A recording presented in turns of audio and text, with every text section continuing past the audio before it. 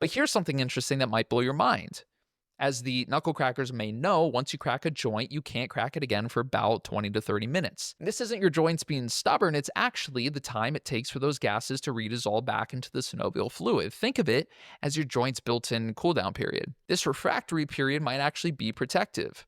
Your body's essentially saying, okay, you got your satisfaction, now give me some time to reset before you do that again. So, why do people actually crack their knuckles in the first place? Well, the reasons are as varied as the people who do it. Some folks say it's just to relieve stress or anxiety, kind of like some fidget spinner made of bone or cartilage, and others enjoy the sensation of tension release, even though that feeling is largely psychological. Some people just like the sound, and others just do it out of pure habit without even thinking about it. Interestingly, studies show that between 25 and 54% of people crack their knuckles regularly,